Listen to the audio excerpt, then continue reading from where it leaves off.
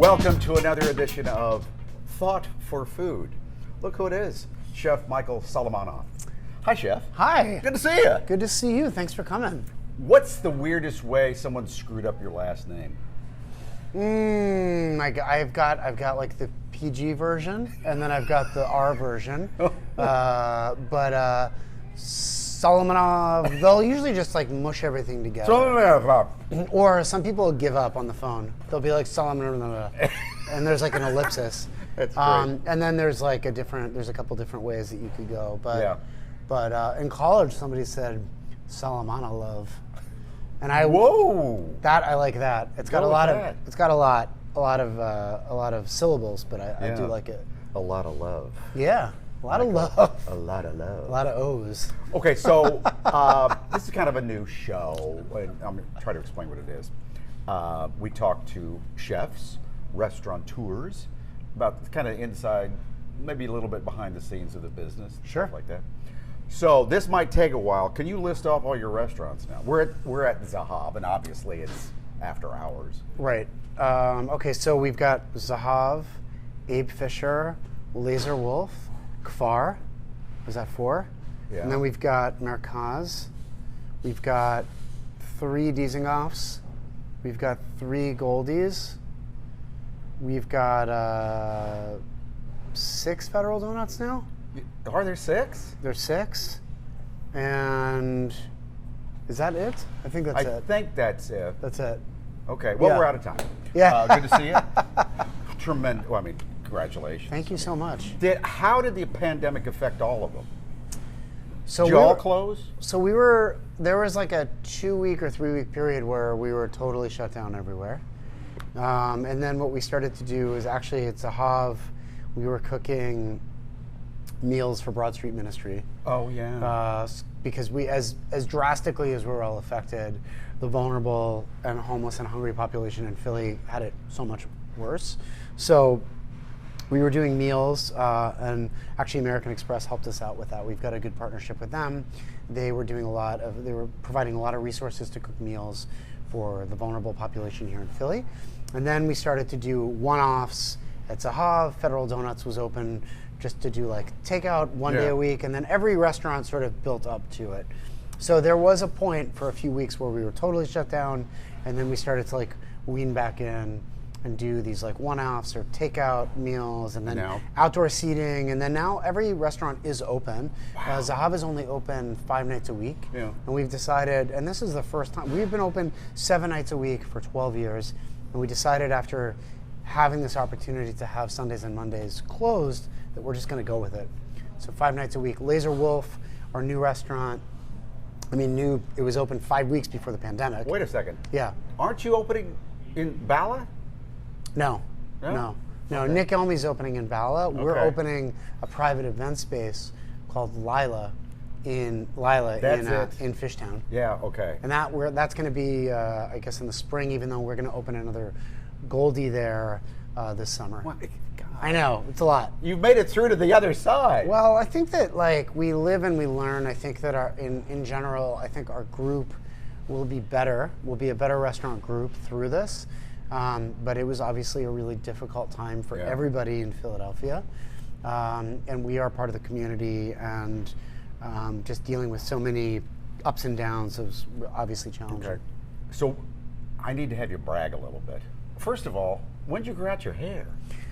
That was right. I know that was a COVID thing. I had this like what looked like a bird's nest thing growing on my head. I've clipped my head for like as long as I remember. As long as I've known, you've had a burr haircut. Yeah, I've had this sort of bird haircut, and then I just grew it out, and This is good. this is good. You know, my fiance said I need to keep it, so I just say yes, chef, and Yes. put my head down.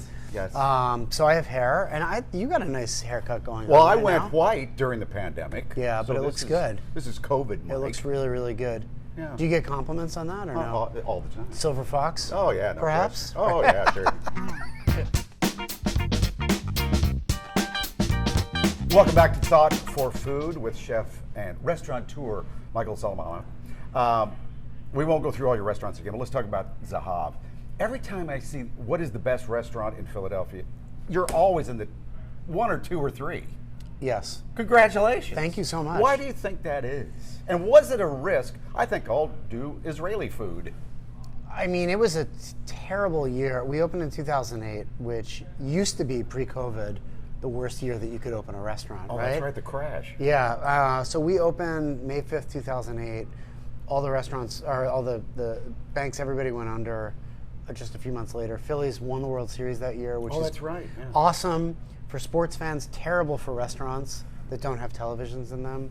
It was just bananas, right? So, yeah, it was a huge risk, but it's something that we believe in and something that we love and something that wasn't represented the way that we felt was deserved. So it's all a risk. I mean, restaurants are crazy. They are really finicky and they are hard to manage, and it is about people, right? So I think that answers the question, why is it so good? Because we have an incredible team and we have incredible guests, and good hospitality is this relationship between the guest and the team, right? Yeah.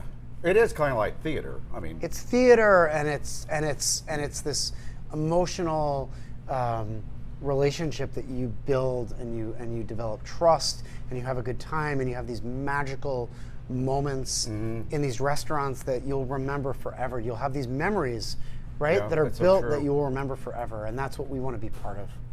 I think that's why I wanted to do this series. The pandemic really showed how much we love to go out and enjoy restaurants. I mean, it's also mingling with other people. It's so important to us. Yes. You know? It's what we missed so much during the pandemic. Where did you learn how to cook? I learned how to cook actually in Israel. I dropped out of university in the States, moved back there, got a job working in a bakery, not because I wanted to be a chef or a baker, but just because I was like a 3-semester art major with like minimal Hebrew, which doesn't get you super far in the Israeli job market. So I got a job baking, and then I got a job as a short order line cook, and I loved it. And I loved the intensity of it. I probably would have been diagnosed with ADD now. Yeah. So like working with my hands, shouting different languages, things on fire, tickets, printing, I loved it, you know? And I still love it, but so it was something that I could do, something that I enjoyed. I was, you know, I felt like I never wanted to put forth effort as a kid, right? Every time I hit some sort of wall, I was like done with it, you know, growing up. And there was something I found that I loved. Well, ironically, this takes a lot of effort. Right, it does. But when you have like my partnership with my business partner, Steve, is like amazing. And we have all these people that now have come up, have been part of our restaurant group. Yeah. So you get to work with people that you love. You know this. I mean, I feel like TV and restaurants have got the same vibe, right? Absolutely. Same culture. Absolutely. You guys break the laws of time and space every day. You are thrown impossible situations. Yeah. You have to appeal to sometimes millions of viewers, but thousands and tens of thousands of viewers that all have a different idea of what they want. That's right. And you don't know them. No. And you have to hit it out of the park. Yeah. You know, and that's what we do as well. We have to find. You know, I've thought a lot of TV people always, and sports people too, they think they want to open a bar or a restaurant. The more I do these conversations, the less I want any part of this. Well, it's the same thing as too much work. TV as well. I mean, I go into your studio and you're like, all right, we're gonna change this. We only have 1 minute, and by the way, the burner doesn't work, and so on. You don't remember this, but I went in and I did a Passover segment with you years ago, and I was shaving celery to make some sort of like pickled gefilte fish thing, and in the first second, I went like this and I cut my thumb like so badly that it was bleeding, and I had to do a cooking segment with my left hand, and I was directing you to help out because and this is the magic of TV, while I was like holding my thumb because it was bleeding profusely, and we ended up doing a rock paper scissors segment just so we could like do the time, and I'm like, that's what TV is. You know, we got to find it in the archives. Oh. You were like, hey, everybody, this is Michael Solomonov. And as you said that, I cut my thumb and I was like, my God, this is happening on live TV right now. Did I know? No, you didn't know. Man, you you're not good. Know. Yeah, it's TV and restaurants are the same thing. I forgot to ask you to brag a little bit. Do you have a James beard? We do. We do. We have a couple. We got a couple James Beard Awards. Okay. That's like the Academy Awards of food, isn't it? It is, yeah. And to be able to get it for Philly, I mean, you know, I feel like the awards in general, or the food media is so based in like New York and LA, but mostly New York.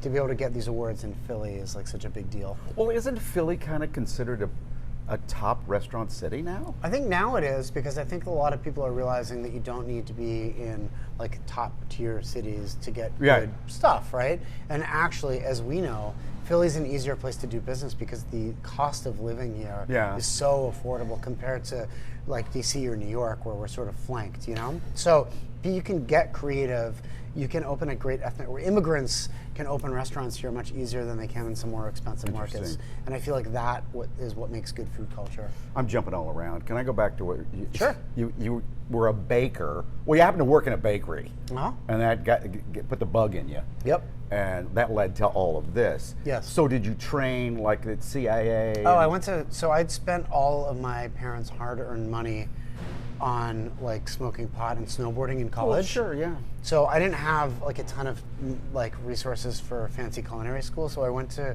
a school in Florida that allowed you to work full time. So I was like working and going to school, which is actually what the restaurant industry is, right? To be on TV or to even make an awesome salary, that comes like way later in your career. So working a ton and getting a ton of experience was really the best way to segue into like this career. So I did that in Florida, and then I moved to Philly 3 years later. But you went to New York for a while, didn't you? No, actually, so that's the thing. I was on my way to New York, and I stopped in Philly, and a good friend of mine, who was the brother of the girl that I moved here with, lived in Yardley, and we were on Walnut Street and ate at Susanna Fu, ate at Striped Bass, ate at Brasserie Perrier, and I was like, this is incredible. Like, there's amazing food here, and the cost of living, like, you can live in Philly. You can actually, and even to this day, oftentimes our customers and our employees share the same zip code. There isn't this like crazy like divide, you know? And so you can do that in Philly still. And so I loved it, and I moved here in 2001. I think I worked at Avenue B, I worked at Striped Bass, then I worked at Vetchery, and then Steve, my business partner and my current business partner, hired me to be the chef at his restaurant, Marigold Kitchen, which was in West Philly. And that was how it started. When you go out, do you go out to eat? Not that much, actually. You cook at home? I do, but I like to like eat cereal over the sink a lot. Do you want to come over for dinner? Another thing we Dinner have party, in common. right? Oh yeah, I eat a lot of meals standing up. I do too, you know. And I've got 2 little kids, so like sometimes it's like chicken nuggets over the sink. Yeah. You know. You said you had a fiance? I do. Oh well. Yeah. How is the personal life of a chef? I mean, this is a hard business. Yeah. Aren't you here all the time, or in one of your 800 restaurants? Well, I mean, again, to go back to the parallels between TV, how's the personal life for a TV star? Yeah, it's hard. It is. It's hard. It's really hard. And you have, you have kids, right? Oh yeah, I've got 2 daughters. 2 daughters, but they're grown and they're in other cities now. Yeah. So, but I'm getting up at 3:45 in the morning, so I should be going to bed like at 7. Right. And that's really good. Right. So I mean, yeah, it's hard.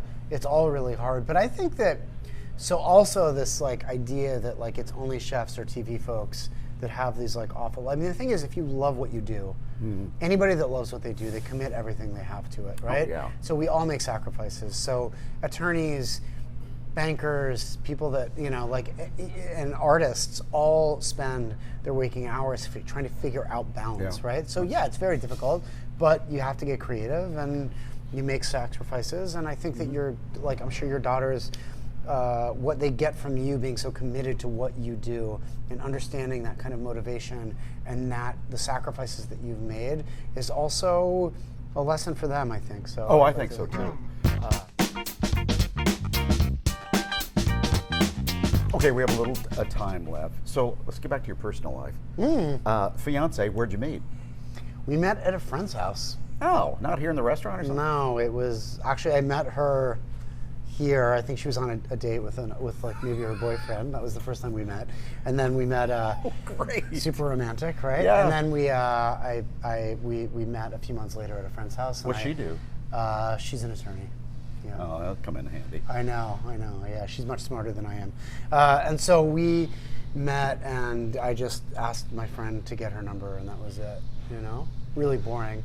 Well, yeah. Can you make something up that sounds better than that? I mean, like you cut your finger, I when cut you my met her. finger, or she sued me, or Yes. Yeah. Well, she might still. So we'll see. When are you getting married? We're gonna get married this fall. And where would you get married? Not that I want to pry too. So I feel like it's been a tricky thing where it's sort of undisclosed at this moment. I mean, the hard thing is that planning a wedding during a pandemic is like really, really difficult. So it's unclear exactly, but it's going to be a very small thing, and I don't know, maybe we'll have something bigger in the spring. I don't really know. Yeah. But it's not a great year for like getting hundreds of people in one room together. And I have so much family from abroad too. It's like not elope. That's what I say. Yeah. But, we should call her right now. People who watch these things that we do, a lot of them will say on Twitter or whatever, I'd like to get into the restaurant business. What's the great thing about it, and what really sucks about what you do? There's so many great things about it. I like the interaction. I like making people feel good. Yeah. Right? So I think that for me to be able to do it with food is what I want. Building teams, being creative. I have a personal and emotional relationship to what I cook. Because I'm from Israel as well. So there's incredibly rewarding things. The hard thing is literally to the in and outs of just dealing with things that are completely unexpected, which is like most of the day, right? And we talked about the unpredictability of your viewer, and it's the same thing with the guest. I have no control over what their day's like, how long it took here, if it's raining outside, if their babysitter didn't show up, if they are experiencing loss, if there's too much TV and political stuff is totally pissing them off. A lot of your day and night would be not even about food. The business. There's the business aspect, and that's also really hard. The cost of doing business is always, cost of food goes up, cost of labor goes up, cost of rent goes up. All those things go up, and the margins, there's easier ways to make not a ton of money, definitely. But I think that these are things that we all have to struggle with. This is do you love what you do, and are you willing to make it work? What is your relationship to what your career is, and are you willing to sacrifice a ton? If you didn't do this, what would you do? I think about that a lot too. I'm a recovering drug addict, and I feel like being a therapist and a drug counselor would be really rewarding. Yeah. So I think I'd like that. I'd like to be a surf or snowboard instructor. Yeah. Too. A little bit less at stake, I guess. It's too late. Yeah. You'll be doing this the rest of your life. Maybe I'll get into TV. Stop it. Oh, come on. With that hair, you'd be a big hit. I knew my head is too big. My face is not meant. I'm good for radio, right? No, you're a good-looking man. All right, thanks. I find you very attractive. Thank you. So do I find you attractive. So am I on next week? I want to come on. I want to be on every day. I want to do this. Just don't bring any knives. Okay, welcome back. I have a minute left, okay? Sure. What is the deal with your hummus? It wins awards. Why is it so different? I don't know. We make it we use a lot of tahina, and I feel like that's, I think when you're talking about Israeli and Palestinian hummus, it's about tahina. It's not so much garlic lemon what or anything. Tahina? Tahina is the sesame paste. Tahini. Is that what the liquid is on top of it? Yeah, exactly. Oh, okay. Yeah, so it's straight 100% sesame paste. The seeds usually come from Ethiopia. They're processed in Nazareth.